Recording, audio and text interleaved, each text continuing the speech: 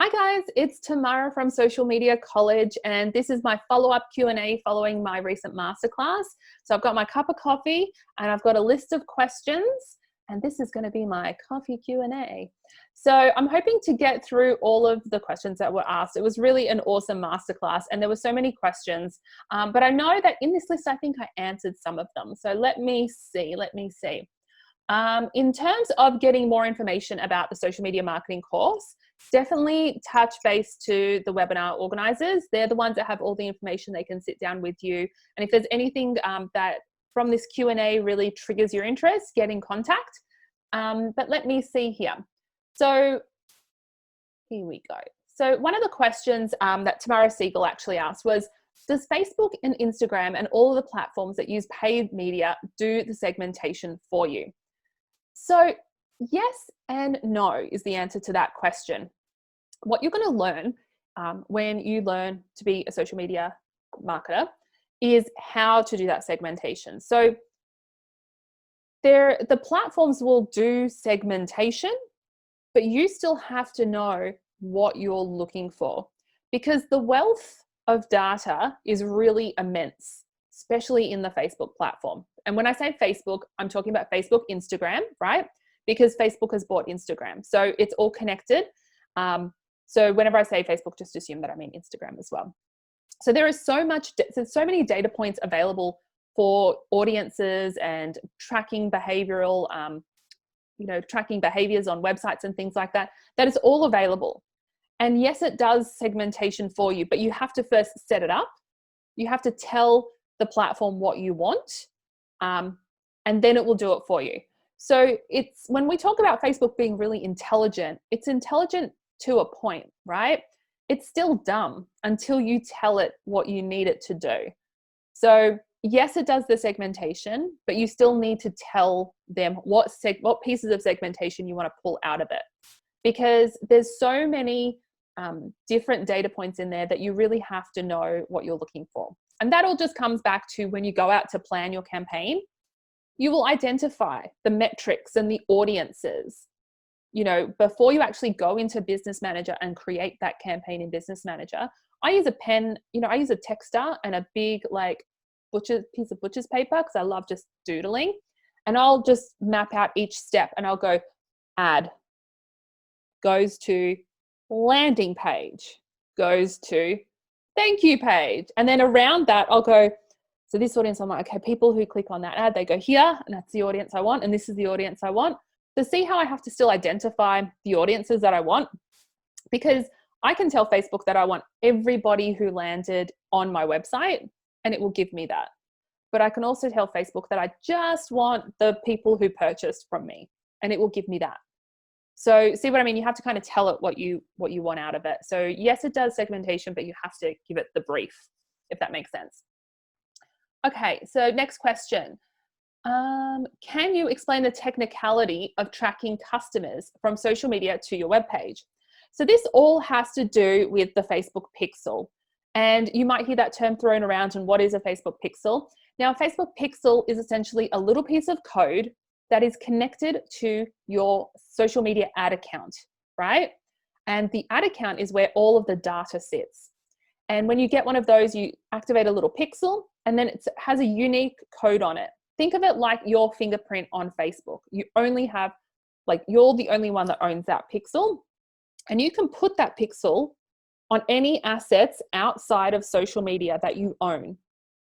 Website, landing page, anything like that, right? And you put the pixel on your website and your landing page, so that when someone is on Facebook and they go out to your website and then they come back again, that little pixel is latched onto them, and it follows them around, and it's like taking notes of what they've done, right? That's like the really simplified version of it.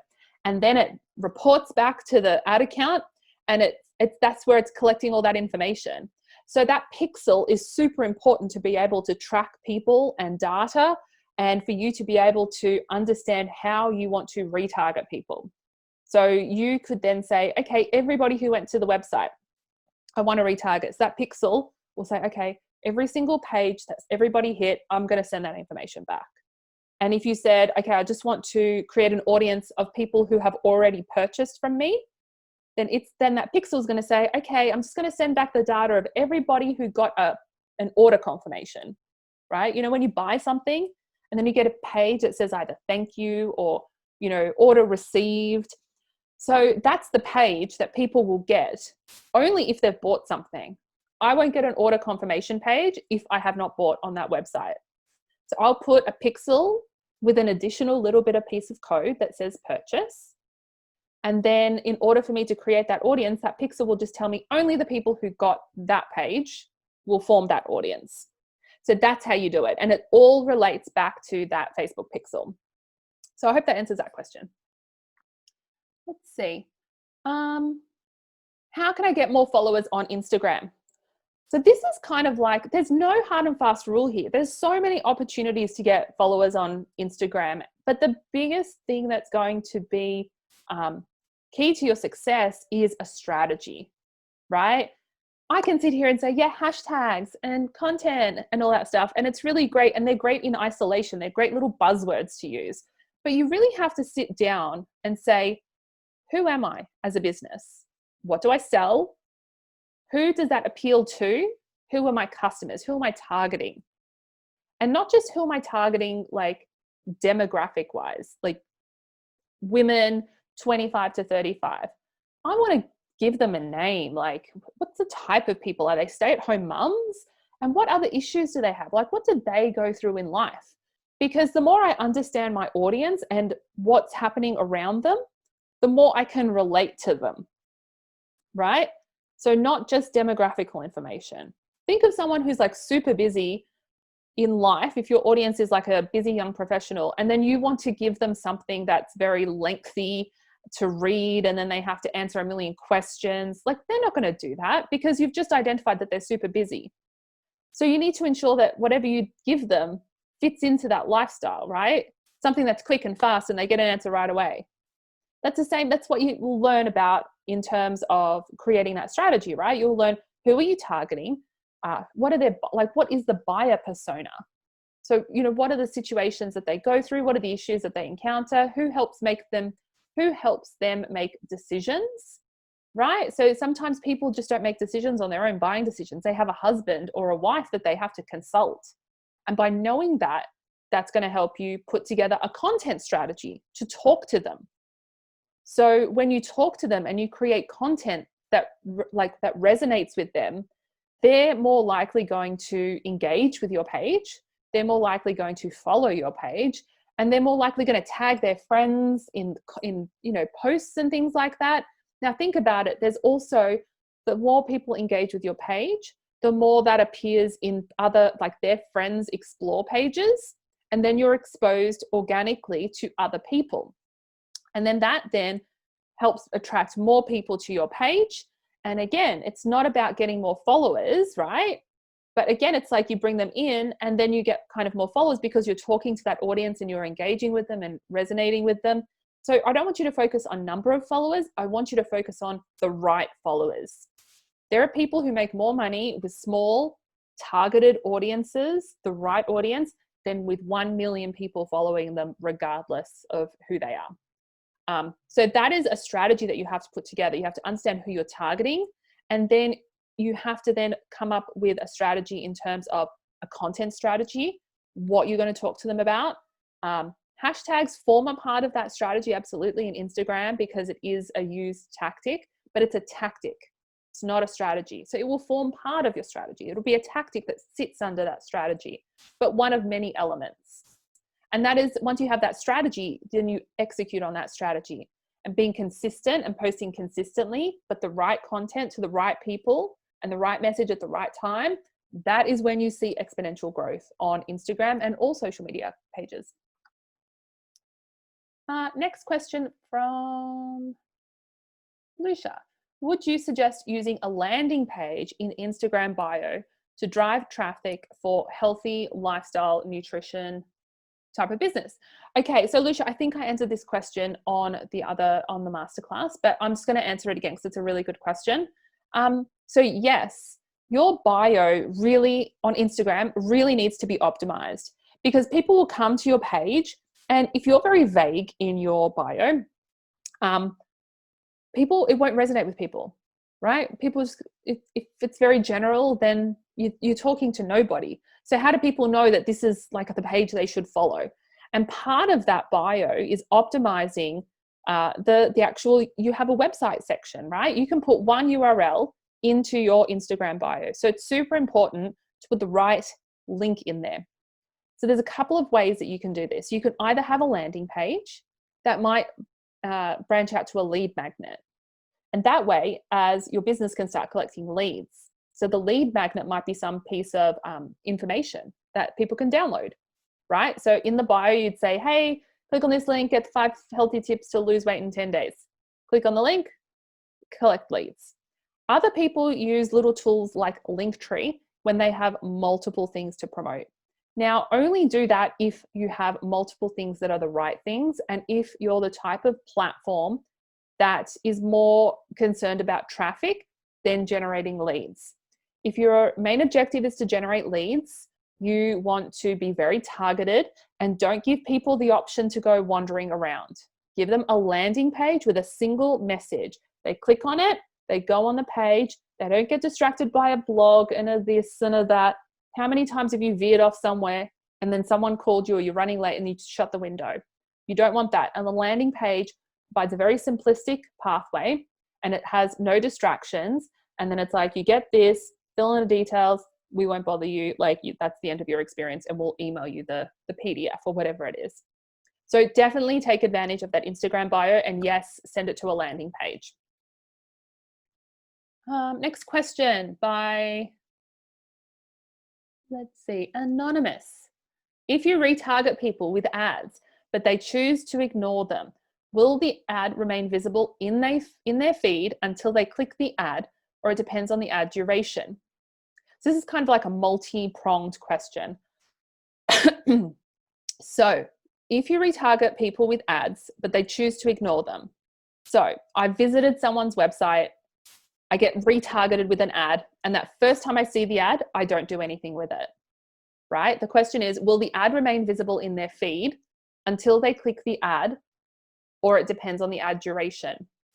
So there's a few reasons. So it can remain visible even after they click the ad based on how the ad was set up. So what I mean by that is, if you don't have like the next step path, planned out in your campaign, then Facebook will continue just to feed the ad to that audience. And so and what I mean by that is, let's just say you're retargeted because you went to the website, and then you get the next ad, and then you see the ad and you might click and go back to the website. Let's say it's e-commerce. Because that ad, the way that campaign for that consideration stage was set up, let's just say it's based on duration, or it can be based on frequency. It will continue to feed that out based on the parameters that you've set out. But let's just say the next step in your campaign is maybe like a retention strategy for people who have bought. Some e-commerce stores, I love this, will follow up with the people who bought their product with a video from the CEO, right? And that's only sent to people who bought, and they're like, hey, we're a young up and coming business. And usually it's the young and funky e-commerce businesses that do this. And they'll go, we just, message from the CEO, just want to say thanks so much for buying our product. Now, because that next step was planned out, when I made the purchase, I got kicked out of that audience and I got booted into that audience. Because, and again, you have to set it up like this, because that campaign might have said, okay, I want purchases only. And then the consideration, like the step before it, might have said exclude purchases. So I'm retargeting people who came to my website, but I don't want to go into people who made a purchase. And then this campaign, which is like the decision-making stage, post-purchase stage, could be, okay, well, let's say it's a thank you video. I'm only going to give that to people who purchased. So you have to actually tell the system if you don't want it to repeat after they do a desired action, you can boot people into the next phase so that they don't keep getting this. So a lot of e-commerce stores do that. They'll say, you can get these ads, but we exclude the people who bought because we don't want the people who bought to get the ad.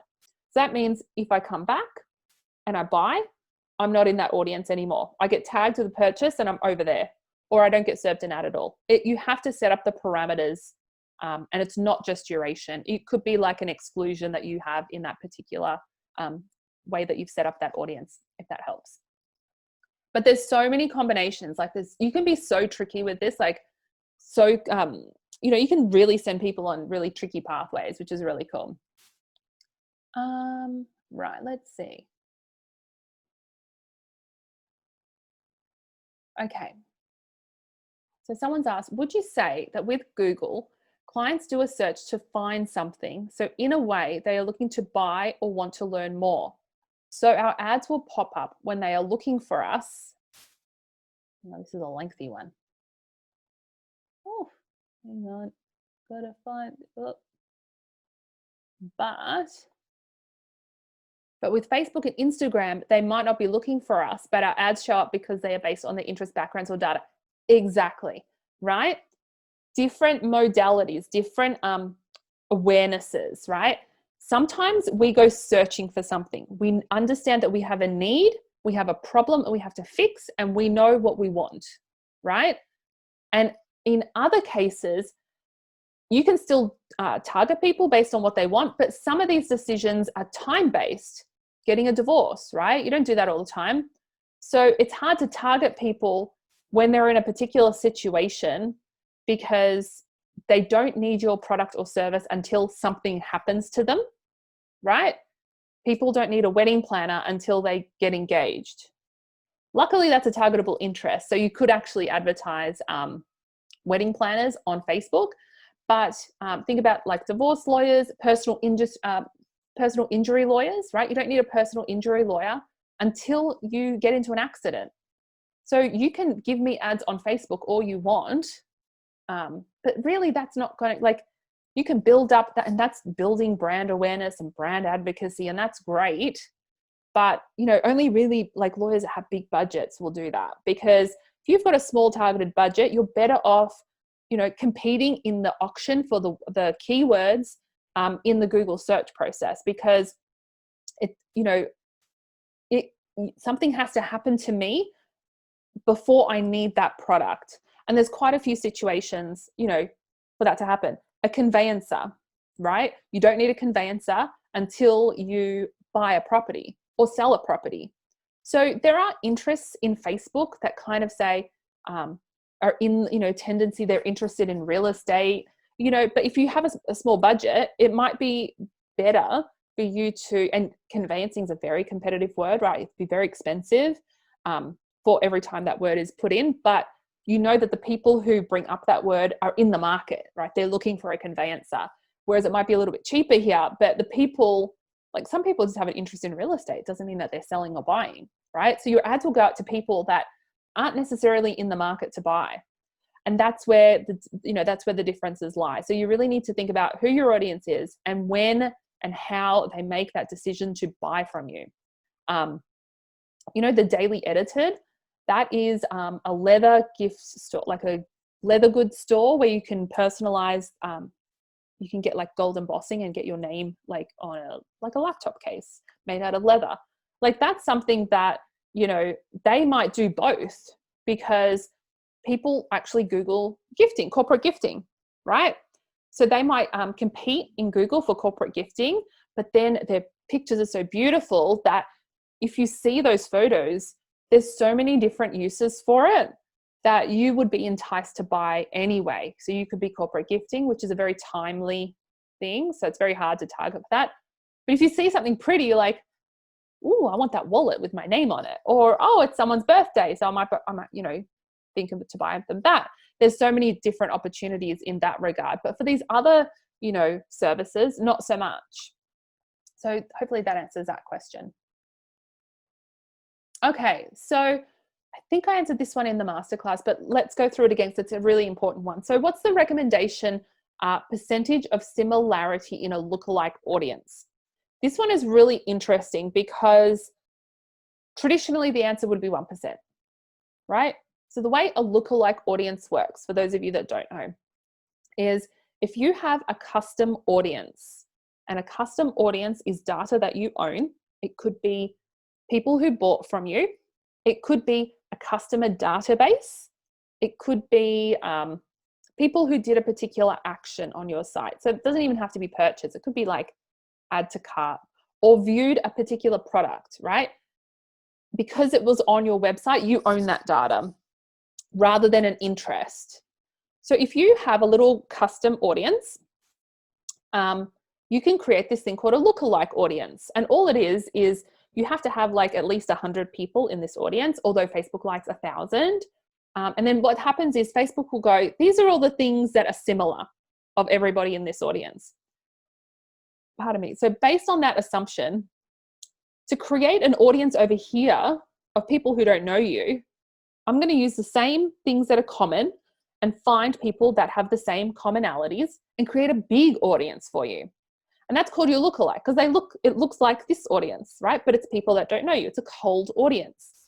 And so when you do that and you're building that in the ads manager, Facebook asks you, what is the percentage of similarity that you want to go? That's a bit hard to explain, but it says, so think about how many people, alerts on my computer. So think about how many people there are in Australia, then how many Facebook users there are in Australia.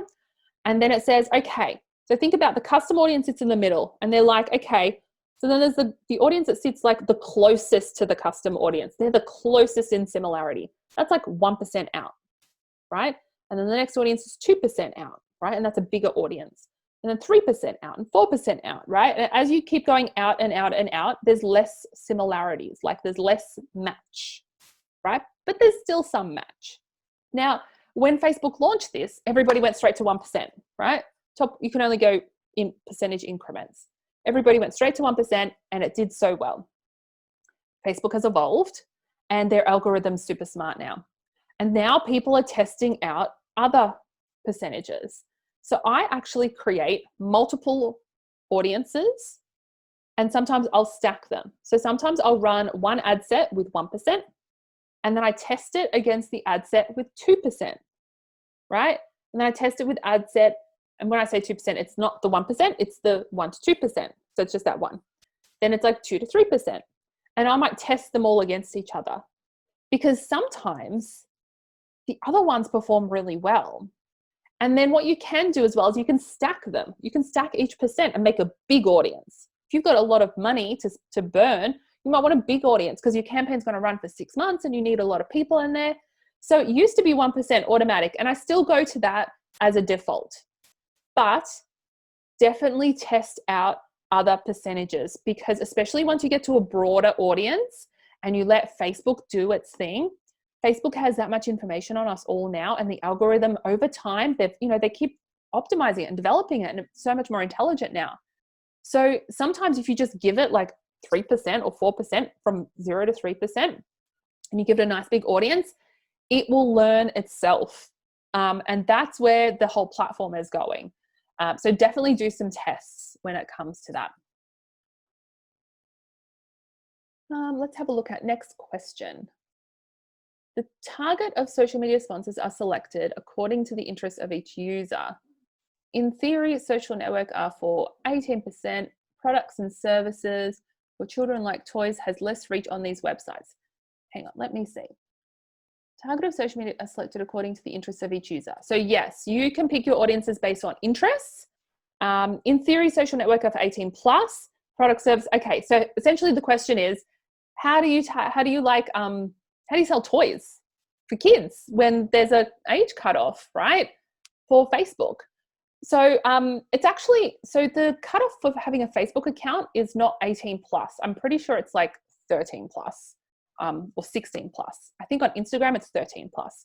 And kids can have accounts if the platform knows it's managed by their parents. And half the time, I know so many kids that have Facebook accounts and Instagram accounts.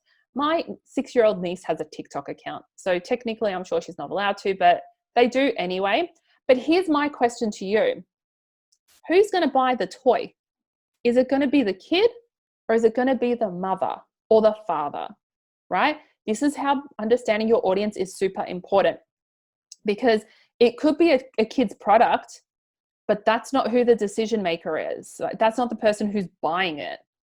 So don't go thinking that you have to target a child to sell a children's product, when really the person who's going to most probably make the decision, if you had to pick between mum and dad, is the mum, right? Most people, it's the mum. The mum makes the decision, whether she's the income earner or not. She usually makes the household buying decisions. She usually makes the decisions about the kids, right? But again, you have to do your research. You have to make sure if there's a particular genre of kids product that it is that is who the decision maker and the purchaser is. So do your research as to not who the product is for, but who buys the product, right? How many times have adults bought things for kids and the kids didn't like it? It's because someone told them it was cool. Like my dad used to watch ads on TV. This is how I got into marketing. He would watch ads on TV and he would get convinced that something was like amazing and he had to buy it. And it was like a box of tissues by the end of the commercial, because they had, with all of the, the softness and the this, he was so lured in by the marketing message that he just felt the need to buy it. So always focus on convincing the person who is going to buy the product. You might run a campaign for the grandparents who are going to buy it for the kids, right? So it's not about how old the platform, like how old the user has to be to have the account, because even if the kid sees it and nags their parent, you still have to convince the parent. You're relying on the kid to convince the parent. So you have to talk to the decision maker, to the buyer, and so that you have to understand your audience. And so your audience isn't the kid, it's the mum and the dad. They're the ones who are going to buy the toy for the kid. Does that make sense? Okay, so I've got a question from Mohammed. Hi, do you think the paid social are going to work if the business doesn't have a website? Let's say the business is a small restaurant. Okay, so in most cases I'd say no, but that doesn't apply to bricks and mortar store. So yes, you can. You can run paid social to a business that doesn't have a website. However, you're limited in measurement, right? So if you don't send traffic somewhere, you can't retarget people. So the only way you can really retarget is if, say, people watched your video. But then where does your ad go? Someone's going to click on the ad and it goes where? See how, like, you kind of do need something. Now, the something doesn't have to be a website. It can just be a landing page. I see some restaurants, they have one page.